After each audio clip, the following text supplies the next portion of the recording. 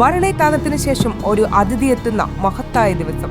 എന്റെ മനക്കിലേക്ക് സ്വാഗതം. വളരെ കാലത്തിന് ശേഷം ഒരു അതിഥി എത്തുന്ന മഹത്തായ ദിവസം. എന്റെ മനക്കിലേക്ക് സ്വാഗതം. ഈ ഡയലോഗിന് ശേഷം പിന്നീട് അങ്ങോട്ട് ഇന്ത്യൻ സിനിമയിലെ തന്നെ എല്ലാ സ്റ്റീരിയോ ടൈപ്പുകളെയും തകർത്തെറിയുന്ന മമ്മൂട്ടി എന്ന നായക നടന്റെ പ്രകടനമാണ് കണ്ടത്. കൊടുമൺ പോറ്റിയുടെ പകർന്നാട്ടം പ്രേക്ഷകർ ഒന്നടങ്കം പറഞ്ഞു, ഇതിനു മുകളിൽ നിൽക്കുന്ന പ്രകടനം അസാധ്യമെന്ന്. കൃത്യം ഒരു വർഷത്തിനുപുറം ഒരു നെവർ സീൻ ബിഫോർ കഥാപാത്രവുമായി അയാൾ വീണ്ടും എത്തുകയാണ്. കളങ്കാവൻ.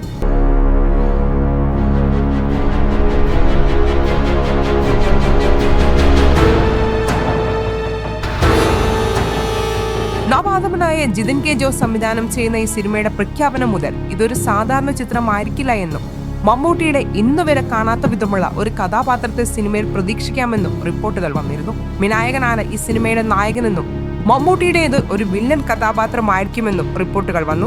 പിന്നാലെ രാജ്യത്ത് നൽകിയ സയനൈഡ് മോഹന്റെ ജീവിതം ആസ്പദമാക്കിയാണ് സിനിമ ഒരുങ്ങുന്നതെന്നും സയനൈഡ് മോഹനായ അതും മമ്മൂട്ടി എത്തുക എന്നും OTT പ്ലേ റിപ്പോർട്ട് ചെയ്യുകയുണ്ടായി. 20ഓളം സ്ത്രീകളെ വിവാഹ വാഗ്ദാനം നൽകി പീഡിപ്പിച്ച ശേഷം ഗർഭനിരോധന ഗുളികയെന്ന വ്യാജേന സയനൈഡ് നൽകി കൊലപ്പെടുത്തി ആഭരണങ്ങൾ കവർന്ന് കുപ്രസിദ്ധനായ വ്യക്തിയാണ് സയനൈഡ് മോഹൻ. ഇയാളുടെ ജീവിതം പശ്ചാത്തലമാക്കി ഇതിനു മുന്നേയും സിനിമകളും സീരീസുകളും വന്നിട്ടുണ്ട്. ഡഹാബിന് വിജയവർമ്മ ഉൾപ്പെടെ സയനൈഡ് മോഹനിൽ നിന്ന് പ്രചോദനം കൊണ്ടിട്ടുള്ള കഥാപാത്രങ്ങൾ വന്നിട്ടുണ്ടെങ്കിലും അതിന്റെ മമ്മൂട്ടി വേർഷനായി ആരാധകർ കാത്തിരിപ്പ് ആരംഭിച്ചു.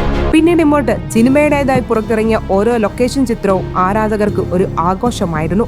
ഈ ആഘോഷങ്ങൾക്ക് മാറ്റുകൂട്ടുവാൻ ഒരു സംഭവം കൂടിയെത്തി. മമ്മൂട്ടിയുടെ കഥാപാത്രത്തെക്കുറിച്ച് ജോൺ ബ്രിട്ടാസ് MP പറഞ്ഞ വാക്കുകളായിരുന്നു അത്. ജിതിൻ കെ ജോസ് ചിത്രത്തിൽ മമ്മൂട്ടി ഒരു സ്ത്രീ പീഡകനായ വില്ലനായ ആകും എത്തുക എന്ന് ദ ക്യൂവിന് നൽകിയ അഭിമുഖത്തിൽ ജോൺ ബ്രിട്ടാസ് വ്യക്തമാക്കി. പുതിയ സിനിമയിൽ പുള്ളിയാണ് വില്ലൻ. വില്ലൻ എന്ന് പറഞ്ഞാൽ സ്ത്രീ പീഡകനായ വില്ലൻ. അപ്പോൾ ഞാൻ ചോദിച്ചു, അത് ആരാധകരെ വിഷമിപ്പിക്കുമോ എന്ന്. എന്ത് ആരാധകർ, നമ്മൾ ഓരോ പരീക്ഷണങ്ങൾ നടത്തിക്കൊണ്ടിരിക്കുകയല്ലേ എന്ന് അദ്ദേഹം പറഞ്ഞു. എന്റെ അഭിപ്രായത്തിൽ ഇത്രത്തോളം പരീക്ഷണങ്ങൾ നടത്തുന്ന നടനുണ്ടോ? അദ്ദേഹം ഒരു അത്ഭുതമാണ്. മമ്മൂട്ടിക്ക് ആ പരീക്ഷണങ്ങൾ തന്നെയാണ് നല്ലത്. അദ്ദേഹത്തിന് നേടാൻ ഒന്നും ബാക്കിയില്ല. ഇനി നേടാനുള്ളതെല്ലാം പുത്തൻ പരീക്ഷണങ്ങളിലൂടെയാണ് എന്നാണ് ജോൺ ബ്രിട്ടാസ് പറഞ്ഞത്. ഈ വാക്കുകൾ മാത്രം മതിയല്ലോ സിനിമയെക്കുറിച്ചും മമ്മൂട്ടിയുടെ കഥാപാത്രത്തെക്കുറിച്ചുമുള്ള ഹൈപ്പ് കൂട്ടാൻ. ഇങ്ങനെ വന്ന ഓരോ അപ്ഡേറ്റിനും ഒടുവിലാണ് ചിത്രത്തിന്റെ ടൈറ്റിലും ഫസ്റ്റ് ലുക്കും പുറത്തിറങ്ങിയിരിക്കുന്നത്. ഒരു സിഗരറ്റും കടിച്ചു പിടിച്ചുകൊണ്ട് തന്റെ വില്ലൻ ഭാവങ്ങളെല്ലാം കാണിക്കുന്ന മമ്മൂട്ടിയെയാണ് പോസ്റ്ററിൽ കാണാൻ കഴിയുന്നത്. ആ പോസ്റ്റർ മാത്രം മതി അയാളിലെ നടന്റെ പുത്തൻ വേഷപ്പകർച്ച ഉറപ്പു നൽകാൻ.